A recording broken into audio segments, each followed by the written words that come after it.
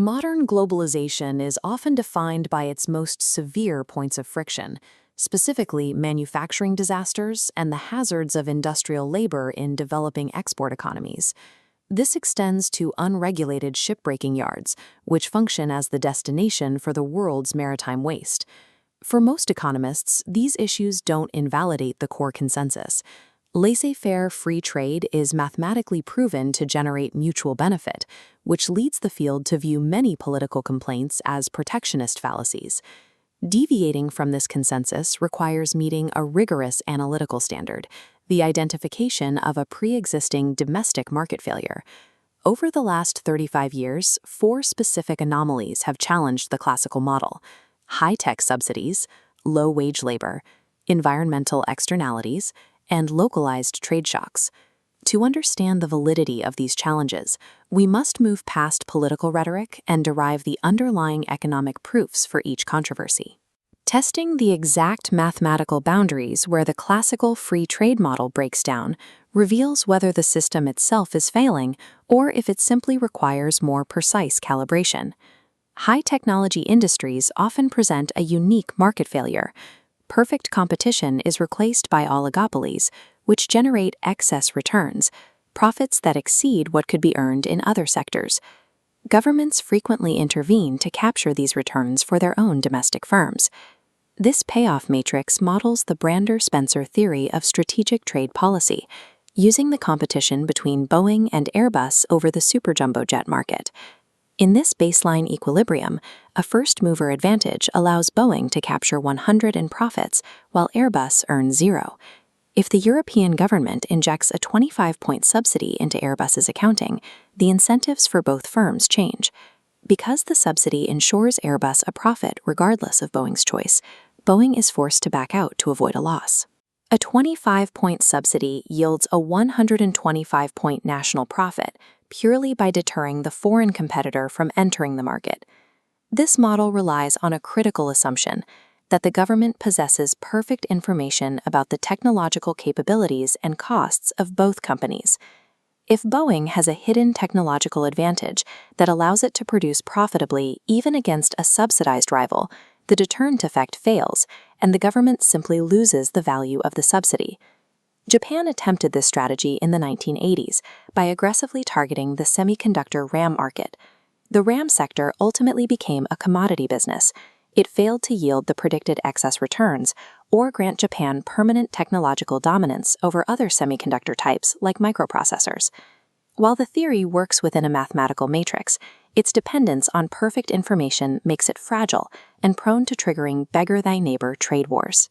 In the 1990s, the anti-globalization movement argued that free trade replaces high-wage domestic jobs with exploitative sweatshop labor in developing nations. We can test this by using a Ricardian wage model, comparing a high-productivity economy like Japan with a low-productivity economy like Vietnam.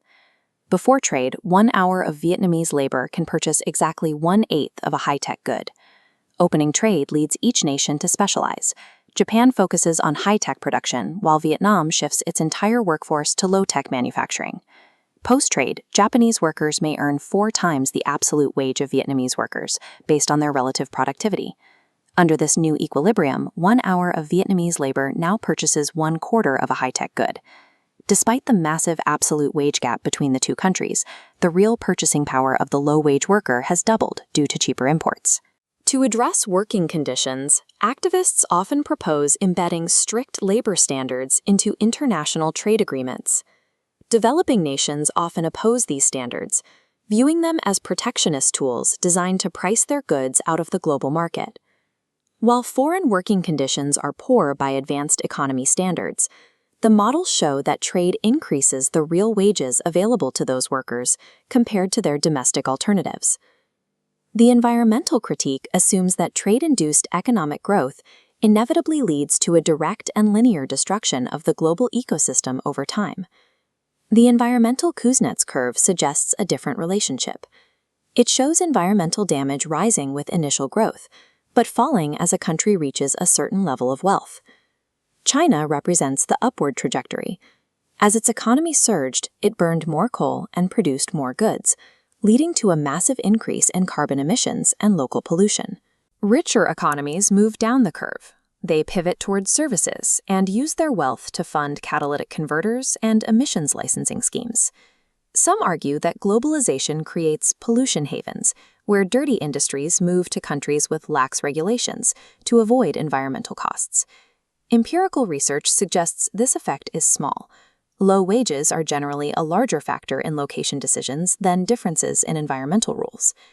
We must distinguish between local pollution and international externalities. Carbon emissions cross boundaries, affecting the climate for all countries, regardless of where they are produced.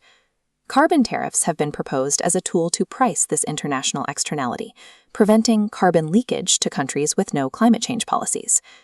Solving global threats like climate change requires accurately pricing these international externalities, rather than dismantling the global trade system. Free trade generates overall macroeconomic welfare and increases aggregate efficiency. However, these models often rely on the assumption of perfect labor mobility, the idea that workers can easily move from declining industries to growing ones. The China shock analysis demonstrated what happens when labor is not mobile. Geographic clustering meant Chinese exports hit specific communities with extreme force. In these regions, factory closures caused cascading job losses as local services collapsed, devastating the community even while national GDP grew. Because these losses were geographically isolated, they were initially overlooked in broader economic data that tracked millions of workers across the entire national market. These acute shocks have driven much of the modern political backlash against globalization. Managing modern trade requires highly specific interventions for targeted market failures, oligopolies, carbon emissions, and geographic labor immobility within a system that generates vast global wealth.